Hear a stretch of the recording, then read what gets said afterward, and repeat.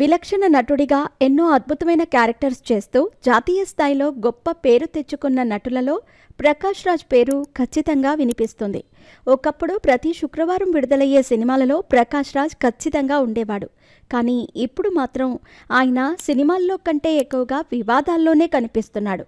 ట్విట్టర్లో just asking అనే tag మీద తనకు తోచిన విధంగా మాట్లాడుతూ ఉంటాడు.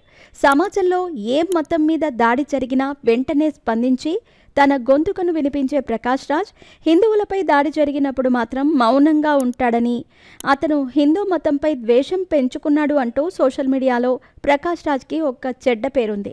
రీసెంట్గానే పహల్గాంలో జరిగిన ఉగ్రదాడిపై మన దేశ ప్రజలు ఎంత ఆవేశంతో రగిలిపోతున్నారో మనమంతా చూస్తూనే ఉన్నాం. ఈ దాడికి కౌంటర్గా మన దేశ ప్రభుత్వం ఎన్నో సంచలనాత్మక నిర్ణయాలను తీసుకుంది. పాకిస్తాన్కి మన దేశంతో ఉండే అన్ని సంబంధాలను కట్ చేస్తూ ఆ దేశానికి సంబంధించిన వ్యక్తులు ఎవరైతే సార్క్ వీసాతో ఇక్కడ కొనసాగుతున్నారో తక్షణమే ఇక్కడి నుంచి పాకిస్తాన్కి వెళ్ళిపోవాలి అంటూ ఆదేశాలు కూడా జారీ చేశారు. అలా భారత ప్రభుత్వం తీసుకున్న ఎన్నో కఠినమైన నిర్ణయాలలో ఒకటి పాకిస్తాన్ నటీనటులు మన ఇండియన్ సినిమాల్లో నటించకూడదు అని. ఆ కారణం చేత పాకిస్తాన్ హీరో ఫాహద్ ఖాన్, వాణి కపూర్ కాంబినేషన్లో తెరకెక్కిన అబీర్ గులాబ్ చిత్రం విడుదలకు నిషేధించింది. అన్నీ చక్కగా ఉండుంటే ఈ చిత్రం మే 9న థియేటర్స్లలోకి వచ్చేది.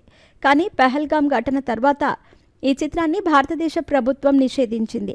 దీనిపై ప్రకాష్ రాజ్ రీసెంట్గా జరిగిన ఒక ఇంటర్వ్యూలో రెస్పాన్స్ ఇచ్చాడు. ఆయన మాట్లాడుతూ, సినిమాలను బ్యాన్ చేయటం సరికాదు. ప్రేక్షకుల్లోకి వచ్చిన తర్వాత ఆ సినిమాని చూడాలా వద్దా అనేది ప్రేక్షకులు నిర్ణయిస్తారు.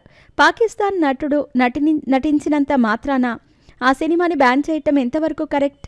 శృతి మించిన అడల్ట్ కంటెంట్ ఉన్న సినిమాలను, పిల్లలను వేధిస్తూ చూపించే సినిమాలను బ్యాన్ చేయండి, తప్పులేదు.